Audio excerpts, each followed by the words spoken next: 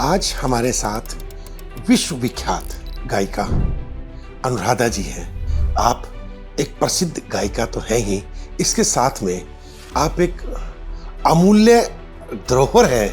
और मुझे याद है अच्छी तरह कि उन दिनों में जैसे होते कोई साधक होते हैं तो उनके पास मैं गई थी, तो इंटरेस्ट ज़्यादा फिल्मी इसमें था, तो मैं बात करी तो बोले कि नहीं फिल्मी तुम गाओगे लेकिन डिवोशनल में तुम रेवोल्यूशन लाओगे। तो मैं घर आके मैं रोई थी।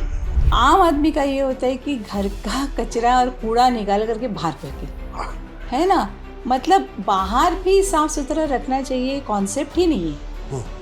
पर यही जो लोग अगर अब्रॉड जाते तब कहाँ फेंकते, फेंक नहीं सकते, कहाँ फेंकते। बिल्कुल ठीक। मतलब रात को मुझे ये स्वप्न आया था और मतलब से माता ने, तो उनकी आवाज़ ने बोला कि नहीं तुमको गायत्री के पास रहना है। इसको लेके मैं और भी एक चीज़ मैं बोलूँगी कि हमारे बहुत ज़्यादा नामचीन लोग हैं जिनको ईश्वर ने बहुत शोहरत दी है, बहुत ज़्यादा वो पहचाने जाते हैं, उनको गलत चीज़ों की ऐड नहीं करनी चाहिए। बहुत नहीं करनी। बिल्कुल। हरि ओम नमः शिवाय जी। आज हमारे साथ विश्व विख्यात गायिका अनुराधा जी हैं। आज हम उनसे एक विशेष बातचीत के जरिए जानेंगे उनके जीवन के पहलू और उन्होंने सनातन संस्कृति और पर्यावरण के विषय में जो भी किया। आज हम उनके खुद के मुख से इस बात को समझेंगे। उन्होंने समाज के वो कार्य किए जो बहुत कम लोग जानते हैं। आप एक प्रसिद्ध गायिका तो हैं ही, इसके साथ में आप एक अमूल्य धरोहर है भारत की। सरकार ने इनको पद्मश्री पद्म भूषण से सम्मानित किया और इन्होंने जो विकलांगों के लिए किया वो वास्तविकता में आप लोगों को प्रेरणा का देगा। इसके अलावा मैं उन्हीं की बात कर रहा हूं जिन्होंने घर घर के अंदर राम अमृतवाणी शिव अमृतवाणी के रूप में सनातन संस्कृति, सनातन राम शिव को याद करा दिया और सभी महिलाएं, सभी पुरुषों को सुबह उठते ही इस संगीत को सुनने का मौका दिया। आज हमारे साथ वो अनुराधा जी हैं। हरिओम नमः शिवाय अनुराधा जी। नमस्कार। अनुराधा जी, महाकुंभ लग रहा है 2025 जी प्रयागराज में जी। ऐसे धार्मिक आयोजनों के पीछे आप क्या देखती हैं भविष्य, और उस पे भी वहां पर स्थापित हो रहा है महामृत्युंजय यंत्र। तो महामृत्युंजय यंत्र को आप किस परिवेश में पाते हैं? सबसे पहले तो मैं कहूँगी कि भारत एक ऐसा देश है, इसमें बसे हुए असंख्य ऐसे जैसे 12 ज्योतिर्लिंग हैं, 52 शक्तिपीठ है, तो इन्होंने मुझे ऐसे लगता है, और ऑफ कोर्स अनगिनत साधु संत जो है जो यहाँ मतलब जो आम लोगों में भी विचरित हैं और हिमालय पे हैं, तो इन्हीं की बदौलत आज इतना कुछ हिंदुस्तान में होने के बावजूद अगर हिंदुस्तान टिका हुआ है तो उनकी बदौलत है, इन स्थानों की बदौलत। मतलब इतनी ताकत है हमारे मंत्र कहो, इतने जो भी हमारा संगीत है, जो भी सनातन से जुड़ा है, क्योंकि anything in a pure form, जो भी प्योर फॉर्म में है वो सनातन है। तो और इसके लिए जो लोगों के मन में श्रद्धा, हम कहते हैं कि कलयुग है, लेकिन हम ये भी देखते हैं कि आज मंदिर में मतलब पैर रखने की जगह नहीं, इतनी भीड़ होती है। तो लोग जाना भी चाहते हैं, जितना कुछ लोगों को मिल भी रहा है तो उतनी इनसिक्योरिटी बढ़ भी रही है, तो भगवान से जुड़ना भी चाहते हैं। तो ऐसे में महाकुंभ का जब आयोजन होता है तो हर एक इंसान ये चाहता है कि हम वहाँ पहुँचे, क्योंकि उस वक्त का माहौल होता है, साधु संत आते हैं और वो एक कड़ी में जुड़ जाते हैं, जो सनातन की कड़ी है उसमें जुड़ जाते हैं।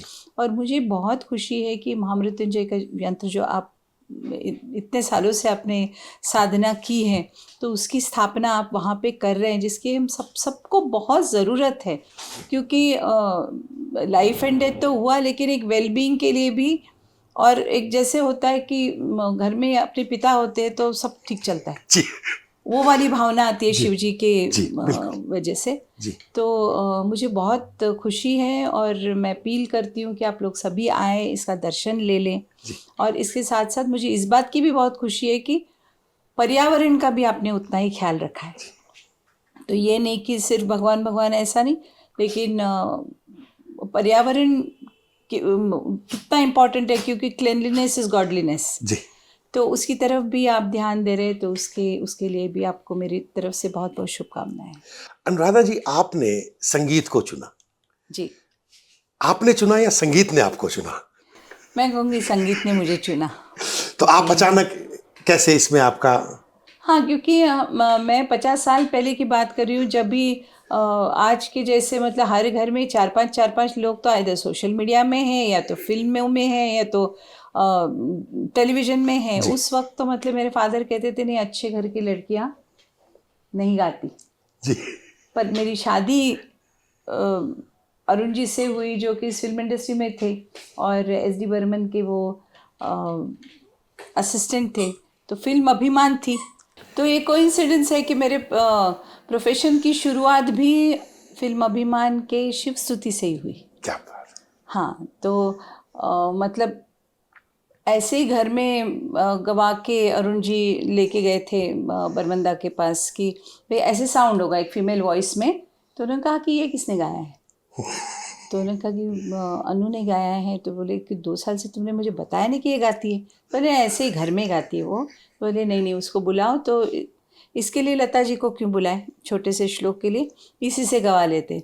लेकिन उन दिनों में कैसे सिर्फ 3 ही स्टूडियोज़ थे।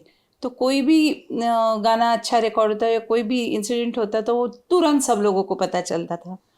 तो जैसे उनको पता चला कि अरे इसने गाना शुरू किया है, तो फिर दूसरे दिन जयदेव जी ने बुलाया, फिर लक्ष्मीकांत प्यारेलाल, कल्याण जी भाई, इन सब लोगों ने बुलाना शुरू। तो मतलब वो मना करने को वो टाइम ही नहीं मिला कि नहीं करना है। तो एक के बाद होते गए। और फिर मेरे गुरु का आशीर्वाद, सबसे बड़े तो शिव जी का आशीर्वाद।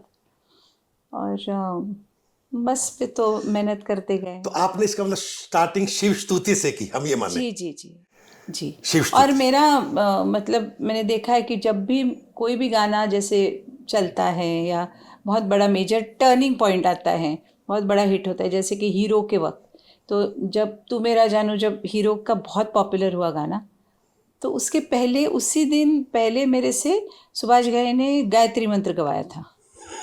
तो वो साथ साथ ही चला है। अगर फिल्म का है जी, तो ओनली फिल्म का नहीं, जी, कभी वो जी, हमेशा उसके साथ एक धार्मिक कोई ना कोई चीज़। पर उस वक्त तो मैंने सोचा भी नहीं था कि फिल्म इंडस्ट्री में मतलब मैं करते करते मैं डिवोशनल की तरफ मुड़ूंगी। जी, और मुझे याद है अच्छी तरह कि उन दिनों में जैसे होते कोई साधक होते हैं, तो उनके पास मैं गई थी। तो ऑफ कोर्स मैं बहुत कम उम्र थी मेरी, तो इंटरेस्ट ज़्यादा फिल्मी इसमें था। तो मैं बात कर रही तो बोले कि नहीं, फिल्मी तुम गाओगे, लेकिन डिवोशनल में तुम रेवोल्यूशन लाओगे। तो मैं घर आके मैं रोई थी अच्छा। कि मतलब ये सब बूढ़ों का काम है, तो ये मतलब इन्होंने बोला है ऐसे, जी, तो इसका मतलब मैं क्या समझूं कि फिल्मी नहीं मिलेंगे ऐसे। लेकिन भगवान का मतलब, उसकी जब कृपा होती है तो वो ये डिवोशनल में भी ग्लैमर ले आए वो। जी, मतलब हर एक को मतलब आज वो इतना घर घर में पहुंचा बिल्कुल, है। बिल्कुल, तो बिल्कुल। ये 50 साल पहले नहीं था। जी, तो फिर कंपनी भी वैसे मिली, टी सीरीज मिली। जी, उनकी ओरिएंटेशन भी वो थी कि वैष्णो माँ और महाकाल उज्जैन जी। और दक्षिणेश्वर वगैरह। तो घर घर घर बैठे हुए लोगों को जैसे सारे मंदिर तो आपको देखने लगता को नहीं कि मिले। वैष्णो माँ ने, शिव ने, भगवान श्री राम ने आपको माध्यम बनाया कि मेरा गुणगान करने के लिए मैं तुम्हें चुनता हूं और तुम हर घर में जाके भक्तों को मेरा चित्रण बताओ? आपको लगता नहीं? उस उसकी कृपा के बगैर और उसके प्लानिंग के बगैर तो ये पॉसिबल ही नहीं है। जी। मतलब किसी तरीके से पॉसिबल नहीं। अनुराधा जी, आपकी नजर में पर्यावरण में आम आदमी अपनी कैसे भूमिका निभा सकता है? पर्यावरण इस समय बड़ी भयावह स्थिति में है। जी, सबसे पहले जो इंसान की जो फितरत है ना, उसको ठीक करना चाहिए। आज ही मैं गई थी हमारे दादर फुल मार्केट में। जी, तो जाते वक्त मैंने देखा कि दिवाली के लिए हम, आम आदमी का ये होता है कि घर का कचरा और कूड़ा निकाल करके बाहर फेंके, हाँ, है ना। मतलब बाहर भी साफ सुथरा रखना चाहिए, कॉन्सेप्ट ही नहीं है। हम्म, पर यही जो लोग अगर अब्रॉड जाते तब कहाँ फेंकते फेंक हैं, नहीं सकते। कहाँ फेंकते फिर? बिल्कुल ठीक बात। कचरा तो वहाँ भी होता होगा कि पैकेजिंग है या कुछ भी है। बिल्कुल। तो ये मैंने देखा कि पूरी सड़क में वो कचरा बिछा हुआ था। तो ये सोचने की मेंटालिटी होती है कि नहीं वो तो म्यूनसिपैलिटी वाले लेके जाएगा, लेकिन तुम कम से कम उसको ले जाने में सुविधा हो उतना तो बास्केट में डाल के रखो ना, जी। कि वो कहाँ मतलब उसको निकालते निकालते जाएगा और एक जगह का उठा के लेके। तो ये बेसिकली मतलब मैंने एक ऐड देखी थी कि जो कचरा जो है ना, बदबू उसकी नहीं आती, तुम्हें उनके एटीट्यूड की आती है। बहुत बढ़िया। तो ये एटीट्यूड बदलना बहुत ज़रूरी है। तो आप इसके लिए क्या, आपने घर घर में सनातन संस्कृति के अवतारों की महिमा का गान करके लोगों को प्रेरित किया, जी। और सभी हुए। आप विश्व की पहली महिला हैं जिनके करोड़ों करोड़ों करोड़ों लोग देश और विदेश में आपको सब नाम से जानते हैं, चाहे वो मिले ना हो। आपकी आवाज उनके पास है, तो क्या आप उनको आह्वान करेंगी कि अपनी ड्यूटीज को समझो? नहीं नहीं, बिल्कुल बिल्कुल, इसी में सब कुछ आ जाता है कि क्लेanलीनेस इज गॉडलीनेस। भगवान का मतलब ही क्लेanलीनेस है, कूड़े कचरे में भगवान नहीं है। जी। तो हम अगर भगवान की पूजा करते हैं, हम उनको सबसे बेस्ट चीज़ ही चढ़ाते हैं ना, चाहे वो वस्त्र हो, चाहे वो इत्र हो, चाहे वो फूल हो, बिल्कुल सबसे अच्छी चीज़ सबसे है, कीमती, सबसे कीमती और सबसे क्लीन जो चीज़ है। तो अगर उसमें क्लेanलीनेस लाते हो तो उनके इर्द गिर्द भी तो क्लेanलीनेस होनी ज़रूरी है जी। क्योंकि जहाँ पे कूड़ा कचरा आता है वो उससे नेगेटिविटी पैदा होती है। और भगवान के घर हम जाते, घर भगवान के दरबार में जाते हैं, मंदिर में जाते हैं तो पॉजिटिविटी के लिए जाते हैं। तो पॉजिटिविटी के इर्द गिर्द अगर नेगेटिविटी अगर करके रखो तो नहीं बनती है वो बात। तो भगवान का करते समय ये भी ध्यान रखो, खास करके कुंभ में ये मत समझो कि हम इधर कूड़ा कचरा डाल देंगे तो कोई और उठा के लेके जाएगा। पहले मेंटालिटी, सोच बदलो आप, बहुत ज़रूरी है। अनुराधा जी, आपके गाने सब लोगों की भावनाओं को छूते हैं, समाज के हर वर्ग को छूते हैं। जी। तो आपके संगीत ने आपको, आप अपने सामाजिक कार्य करने चाहते हैं, आप समाज में उत्थान चाह रहे हैं या दया दृष्टि है, वो कैसे आपके अंदर भावना जागृत हुई? स्वामी जी, मैं कहूँगी कि ये मेरी शुरू से ही फितरत रही है। मतलब आम तौर पे हम देखते हैं कि किसी भी चीज़ में मतलब इसमें मैं अपना फ़ायदा कैसे कर सकती हूँ, मेरे ये कैसे कर सकती हूँ, कोई भी चीज़, शोहरत आए, पैसा आए, मेरे दिमाग में अपने आप ही ये बात आता है कि ये मैं इससे मैं किसको हेल्प कर सकती बहुत हूँ। बढ़िया।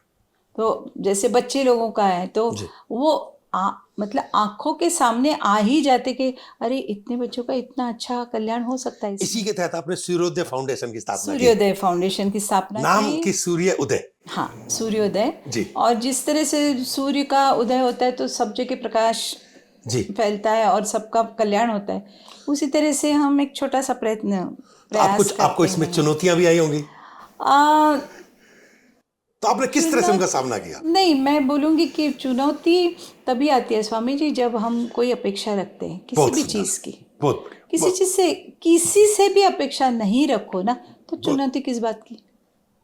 जैसे आता है तो वैसे ही मतलब रास्ता निकलते जाता है। अभी जैसे मुझे किसी ने बहुत पहले बोला था कि तुम्हें अगर गणेश जी की, मतलब हम कहते हैं ना कि इस कार्य के लिए गणेश जी का पूजन करो, इसके लिए ये करो, तो मेरे मन में मतलब किसी ने मुझे बोला कि अगर वो करना हो ना तो तुम बच्चों का कुछ करो, मतलब बच्चों के लिए कुछ करो, तो वो गणेश जी की सबसे हाईएस्ट पूजा होती है।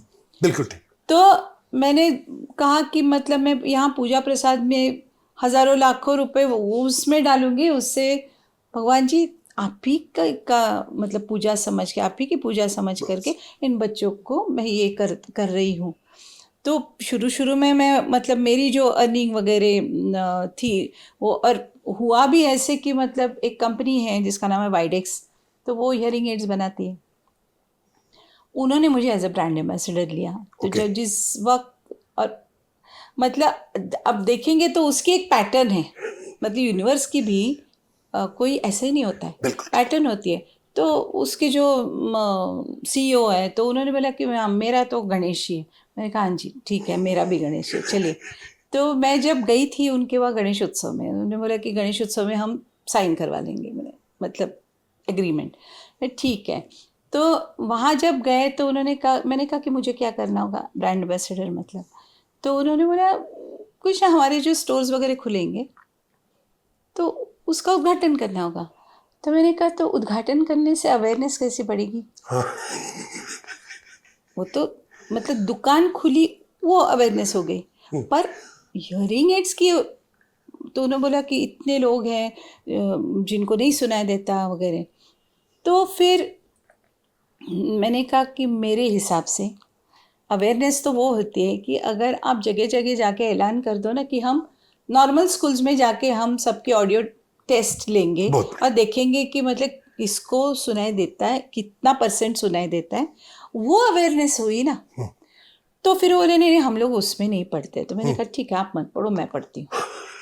तो मैं जब आ गई बॉम्बे में जी। और मैंने किसी से बात कर रही थी, मैं, आप बिलीव नहीं करेंगे, उन्होंने बोला कि यहाँ पे अपने यहाँ पे म्यूनसिपलिटी स्कूल्स है, म्यूनसिपल स्कूल्स, उसमें 350 बच्चे ऑडियो टेस्ट होके तैयार है, खाली इंतज़ार कर रहे हैं कि हमको अच्छे वाली हियरिंग एड्स कब मिले। ओह, मतलब वो जो अपने माध्यम आपको बना रहा था शिव। दिमाग में जो जी, डालते हैं ना, वो पूरी पार्श्वभूमि पहले से पहले तैयार तैयार कर, होती है। ठीक। तो फिर वो हम लोगों ने वहाँ से शुरू किया। तो एक एक चीज़ हम फिर मैं सीखती गई कि अरे इसमें बैटरी की ज़रूरत है, इसमें इसकी ज़रूरत है, उसकी। तो शुरू शुरू में क्या, जो वॉटेवर जो मुझे उनसे मिलता था, तो मैंने कहा कि मैं इसमें डालूंगी, उसी के हियरिंग एड्स आपसे लूँगी। लेकिन वैसे एक्सपेंसिव, अगर इवन मुझे अगर दूसरे मतलब कॉस्ट प्राइस में पड़ती है, फिर भी वो that is also very expensive. जो मतलब जैसे भी ठेले पे जो बेचते हैं उनके बच्चे हैं, तो कहाँ से लाएंगे इतने पैसे हज़ारों में? उनका तो बिल्कुल। 10-15 हज़ार में अगर पूरा महीना चलना है तो 9,000, 10,000, 15,000 का कहाँ से खरीदेंगे? तो फिर मैं गई थी पूना, अच्छा, तो दगड़ू शेठ के वहाँ पे। तो हम लोग एक छोटा सा कैंप कर रहे थे। तो उस वक्त मैंने भगवान जी को बोला और उनको भी बोला कि ना, अगर किसी को ज़रूरत है तो मुझे बताना, मतलब हम लोग देते हैं। आप नहीं बिलीव करेंगे, वो जब तक कैंप हमारा 2-3 घंटे का हुआ नहीं, तब तक 800 रजिस्ट्रेशन आ गए बहुत सुंदर। कि हमको चाहिए। अब मैं उधर गई मंदिर में, मैंने कहा भगवान जी बच्चे तो भेज दिए, पैसा कौन भेजेगा? हाँ, मतलब 800 बच्चे, आप इमेजिन करो बिल्कुल, कि उसका मतलब ऑलमोस्ट 90 लाख होता है ना। बिल्कुल, बिल्कुल। तो वो कहाँ से लाए मतलब? उसके बाद मैं कहीं गई थी नागपुर में, वो शादी में किसी से मुलाकात हुई, तो बोले आप लिख के दो कितने थे बच्चे। मैंने कहा 800 बच्चे, और एक को दूं एक को नहीं दूं, मन को भी हर एक आशा लेके आता है। वो बोले आपका सैंक्शन कर दिया। तो वो गणेश जी ने बच्चे भी दे दिए, वो पैसे भी दे दिए। तो अभी वो मतलब हम लोगों ने अभी तक 5,000 बच्चों को बहुत सुंदर। 1.5 साल में बहुत बढ़िया। हियरिंग एड्स हमने दे दिए। वो कराता है, वो देखिए वो रिक्वायरमेंट भी वही देता है, और उसको कंप्लीट कैसे करना है वही देखता वो भी है। वही मार्गदर्शन हम तो करता है। खाली कुरियर सर्विस है। नहीं, आपने एक बहुत अच्छी बात बोली इसके अंदर, और ये सभी को इस बात को समझना चाहिए। जैसे शास्त्रों में लिखा है आशा परम दुखम, आशा ही दुख का मूल कारण है। तो चुनौतियां उनको है जिनको अपेक्षा हो। हाँ, ये बहुत सुंदर बात आपने बताई। अपेक्षा अगर आप किसी से भी रखते हैं, और ना कि अपेक्षा मतलब सिर्फ इंसानों से नहीं, प्रकृति से भी। जी बिकॉज कुछ चीज़ें उसके हाथ में होती है ना, जी तो हम उनसे ऊपर नहीं है, हम कौन बोलेंगे उनको? जी तो वो वैसे ही सूचना देता है, वैसे ही मदद देता है, वैसे ही उनका प्लान जी। पहले से बहुत तय होता है। आपने दो चीजें जो घर घर तक पहुंची, जिसकी वजह से सबने आपको जाना, जी एक था राम अमृतवाणी जी और एक जी, शिवम। पहले सबसे पहले सबसे पहले राम अमृतवाणी। तो आपको आज भी उस स्मरण को याद करते हुए कैसे लगता है? क्योंकि एक कलाकार के लिए वो बहुत लंबा गीत था। मैं गलत तो नहीं? सबसे पहले जब अमृतवाणी जो आई, जी तो वो तो पता है कि बहुत लंबी है, जी, 1 घंटे की है। 1 घंटे की थी। तो फिर जबकि music- अनुमोदन जबकि, गायक हाँ। गायिका 4 या 5 मिनट का ही कोई भी गीत गाते हैं।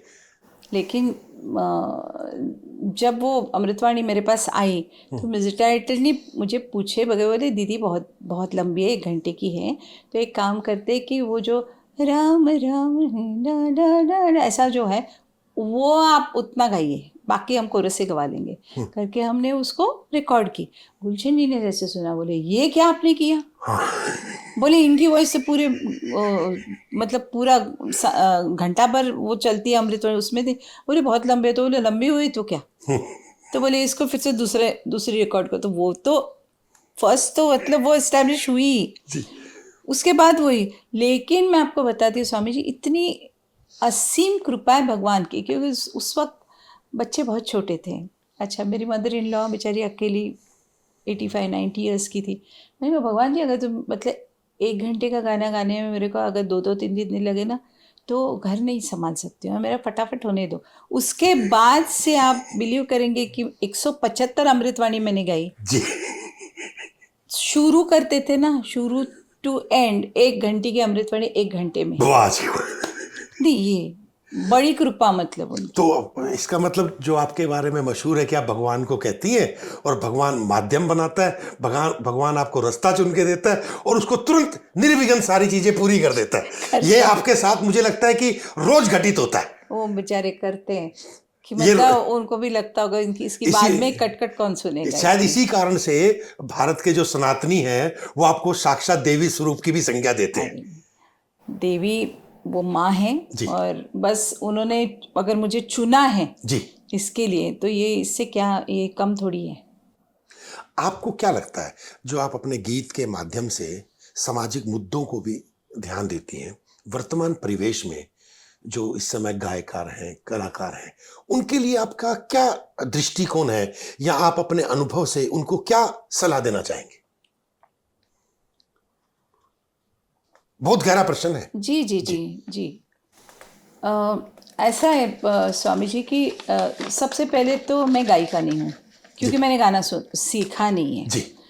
पहले तो मेरे पिताजी का, मैंने आपको बताया कि उनके मन में था कि नहीं नहीं अच्छे घर की लड़कियां गाती नहीं तो सिंगर बनना ही नहीं है। हाँ। ये वहाँ से था जी। तो इस वजह से कभी भी, और मेरी जो मतलब मेरा मैका है, मेरे मदर फादर, तो हम लोगों में ना अति एम्बिशियस ऐसे कोई भी नहीं था। जैसे हम सोचते हैं कि ये करना चाहिए, वो करना चाहिए, हम ये करेंगे वो करेंगे, ऐसा वो कल्चर था ही नहीं। मैं स्पेशली मेरे फादर, मेरे पिताजी जो थे, उनको उनकी खुशी में किसी का अच्छा हुआ ना तो इतने खुशी से बोलते थे, वो फलाना फलाना ना तो उसका पोता है जो अमेरिका जा रहा है, हाँ, जैसे कि खुद का पोता जा रहा है। तो वो कल्चर हमारे में इनबॉर्न चीज़ है।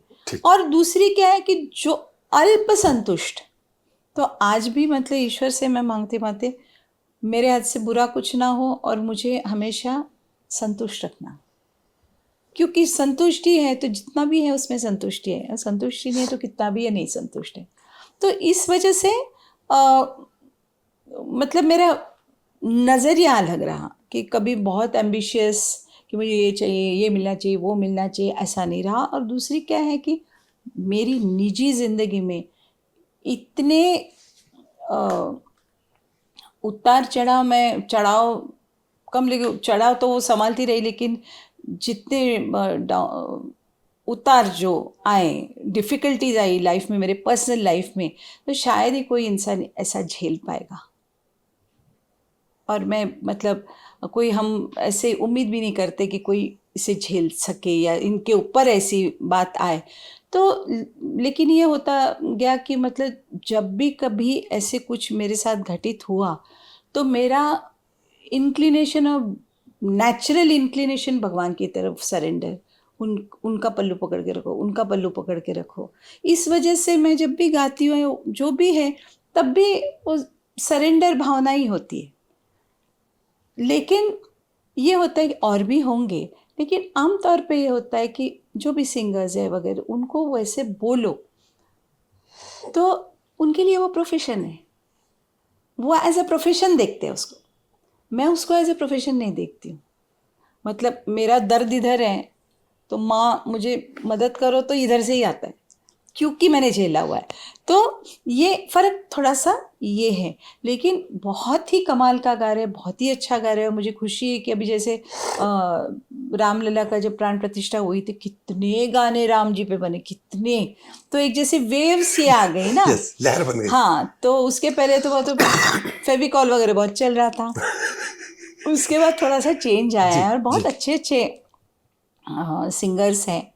तो लेकिन ये है कि जैसे और एक चीज़ मुझे बहुत अच्छी लगी राम मंदिर में कि उन्होंने कुछ 40 दिन का वो रखा था फेस्टिवल, कि जैसे पुष्प सेवा होती है वैसे स्वर सेवा, स्वर अभिषेक। जी। तो अलग अलग आर्टिस्ट को बुला के वो सेवा स्वरों के, तो बेसिकली जैसे पुष्प होते, जैसे हम भगवान को चढ़ाते उसी तरह से स्वर भी भगवान को चढ़ाए जाते हैं। तो वो उस कैलिबर में आते, उस कैटेगरी में आते। तो हमेशा ये ध्यान रखना कि कुछ भी गाते वक्त ना उल्टा फुल्टा मत गाओ। तो आपकी दृष्टि में समाज में संगीत का क्या महत्व है? बहुत ज़्यादा है। आप देखो, आप गलत म्यूज़िक आप 1 घंटा सुनो, आप में इतनी नेगेटिविटी आ जाएगी, दिल धड़कना शुरू हो जाएगा। और जो वो सुन सकते, बर्दाश्त कर सकते हैं ना, उनको सीधा समझ में नहीं आता है। तो आपको लगता है संगीत समाज में एक सकारात्मक परिवर्तन ला सकता है? 100%, 100%। जी और वो मैंने देखा है कि हम और आपने कोशिश करके नहीं, वो जब समय वैसा आता है और वो जब प्रकृति डिसाइड करती है कि अभी इसको ठीक करना है, तो वो ऑटोमेटिकली म्यूज़िक भी ऐसा आता है, गाने भी ऐसे आते हैं, सभी, है ना। और उसी वक्त भगवान और यूनिवर्स, आप जो किसी भी नाम से आप बुलाइए, तो मतलब मुझे तो लगता है कि कोविड के बाद ये यूनिवर्स और भी ज़्यादा सक्रिय हो गया है। जी। तो आपका, आपकी नाम, आपके पहचान से, आपकी प्रसिद्धि से कभी आपको कुछ लोगों ने डिस्टर्ब करने की कोशिश करी?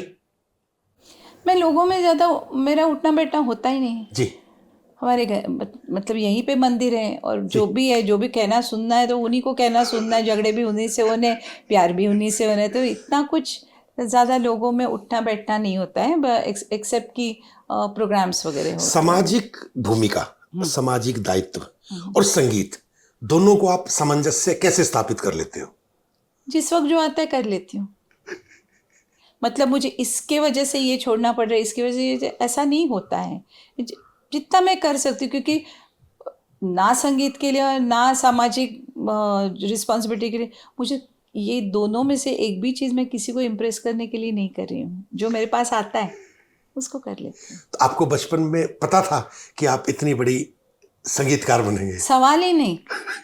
वो तो गाना शुरू होने के बाद तो कई दिनों तक, महीनों तक, सालों तक मुझे बोलते, नहीं है, नहीं सीखा है, कॉन्फिडेंस है तो छोड़ दो। तो ऐसा, मतलब इतनी जुर्रत मैंने कभी की भी नहीं कि मैं इतना सोचूं। आपके साथ एक दृश्य बड़ा अच्छा घटित हुआ था जीवन का, कि जैसे आप कहती है मेरे साथ माँ हर्षण रहती है, वो था आपके निवास का। वो घटनाक्रम क्या था कि जब सभी लोग जुहू से जा रहे थे और आप उस जगह पर रहना नहीं चाह रहे थे और अचानक आप घर लेते हैं, वो क्या दृश्य था? जिस वक्त मैं, मतलब एक 16, 17, 18 साल पहले मैं और किसी वास्तु में थी, तो उस वक्त बहुत मुझे होता था कि नहीं, मुझे यहाँ से निकलना चाहिए, क्योंकि वो वास्तु मुझे इतनी सूटेबल नहीं थी।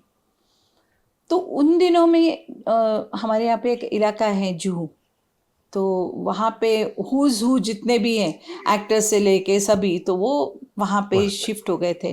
तो वो कहते थे कि आप चलिए वहाँ पे, और मतलब वहाँ पे घर लीजिए।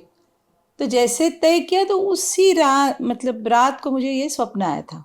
और मतलब से माता ने, तो उनकी आवाज़ ने बोला कि नहीं, तुमको गायत्री के पास रहना है, गायत्री के नज़दीक जाना है। गायत्री गणेश जी मतलब पुष्कर में?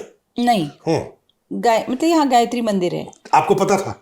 हाँ, ठीक। क्योंकि छोटा सा ही मंदिर है, पर यूनिक है, क्योंकि गायत्री के ज़्यादा मंदिर नहीं है, वो यहाँ है। ठीक।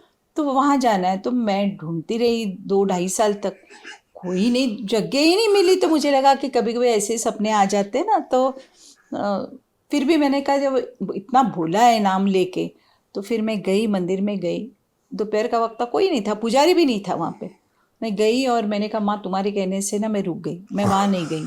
अभी 24 घंटे में रुकूंगी, ज़्यादा नहीं। हाँ 2.5 साल गए ना हम लोग, रोज उठ के घूमते थे। तो मैंने कहा अभी 24 घंटे में रुकूंगी, अगर तुमने मुझे दिखाया कि किधर है वो जगह जो लेनी है मुझे, तो मैं लूंगी, अदरवाइज मैं चली जू। इतना करके मैं मुड़ी। 24 मिनट छोड़िए, 24 सेकंड के छोटा सा ही मंदिर। जी। जैसे मैं आई, वो चप्पल जहाँ रखी थी तो पहले आदमी खड़ा था वहाँ पे, बोले अनुराधा तुमको इधर घर बन रहा है, तुमको बिल्डिंग बन रही है, तुमको घर लेना है। मैंने कहा तुम आओ और ये पहले पैसे पकड़ो। तो बोले नहीं नहीं, अभी प्लान पास होना है, ये होना है। मैंने कहा सब पास होगा, सब कुछ होगा, ये पैसे पकड़ो पहले और मेरा नाम लिख दो उधर। मतलब ये इतनी क्या मैं करूँ, मतलब दिस इज़ कोइंसिडेंस भी नहीं बोल सकते, क्योंकि पहले से बताई हुई चीज़ है। तो बिल्कुल मतलब गायत्री मंदिर जैसे अपने घर से गायत्री माँ का दर्शन होता है, इतना नज़दीक है। तो कृपा है उनकी। युवा कलाकार, युवा गीतकार, पुरुष महिला, जैसे आपने अपने साथ साथ समाज को भी रास्ता दिखाया, आपसे जो संभव बन पड़ा समाज की आपने मदद करी, तो वर्तमान के युवा संगीतकारों को आप क्या मार्गदर्शन देती हैं? क्या उनको भी सामाजिक कार्यों में बढ़ चढ़कर हिस्सा लेना चाहिए? सामाजिक कार्य में जितना बन सके उतना उनको करना चाहिए। उसकी वजह मैं बताती हूँ कि क्या होता है कि कोई सेलिब्रिटी हो जाता है, एक नामची में चेहरा लोग एक्सेप्ट करते हैं। तो जो आम लोग जो मैसेज देना चाहेंगे ना, वो अगर 100 होंगे तो ये 10,000 लोग मैसेज। तो इसको लेके मैं और भी एक चीज़ मैं बोलूँगी कि हमारे बहुत ज़्यादा नामचीन लोग हैं, जिनको ईश्वर ने बहुत शोहरत दी है, बहुत ज़्यादा वो पहचाने जाते हैं, उनको गलत चीज़ों की ऐड नहीं करनी चाहिए स्वामी जी। बहुत सुंदर, बहुत बढ़िया, नहीं करनी चाहिए। बिल्कुल। मतलब एक आफ्टर अ पॉइंट है ना, आफ्टर अ पॉइंट पैसा चलो, तुमको कितना खरोड़, अच्छा उसके बाद क्या? क्योंकि समाज के लिए वो प्रेरणादायक है, हाँ मतलब आइडियल है। तुम मतलब डिजास्टर करते हो, मतलब पैसा आप कमा के डिजास्टर थोड़ी करोगे समाज के लिए। जी। अच्छा कुछ भला नहीं करते तो बुरा तो मत करो।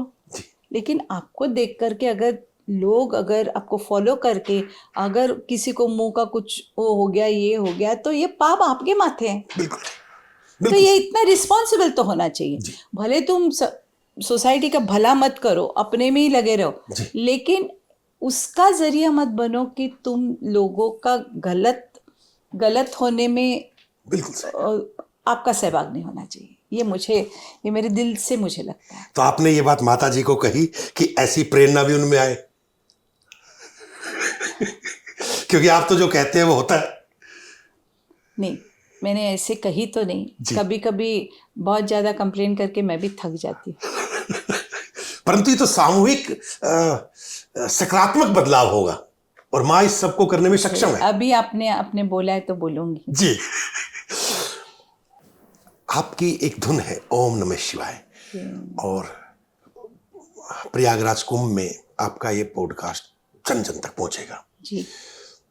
तो वो जो धुन है, और इस समय जो 40 से 50 करोड़ लोग उस महाकुंभ में आएंगे, भोले की नगरी में होंगे जी वो, जी जी। तो ये वर्ल्ड का सबसे बड़ा चमत्कार भी है कि वन टाइम में करोड़ों लोग ओम नमः शिवाय, ओम नमः शिवाय, ओम नमः शिवाय का उच्चारण चल रहा होगा, करोड़ों लोग करोड़ों दफा, असंख्य। तो उससे कितनी ऊर्जा स्फुरित होगी इस ब्रह्मांड में, उसका अंदाजा तो उस कुंभ में आके ही सबको पता चलेगा। तो मैं चाहूंगा आप कुछ क्षण की वो धुन गाएं। ओम नमः शिवाय, ओम नमः शिवाय, हर हर भोले नमः शिवाय, रामेश्वराय शिव रामेश्वराय, हर हर भोले नमः शिवाय, नमः शिवाय, ओम नमः शिवाय, हर हर भोले नमः शिवाय। बहुत सुंदर, बहुत सुंदर।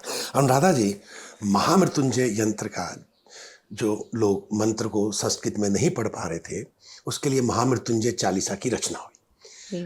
उस चालीसा को आपने वर्षों पहले गाया और सभी लोगों तक पहुंचा कि उसमें जो उसका रूप चित्रण है तो आप उसके विषय में क्या समझते हैं कि महामृत्युंजय जग के आधारा, जपे नाम सो उतरे पारा।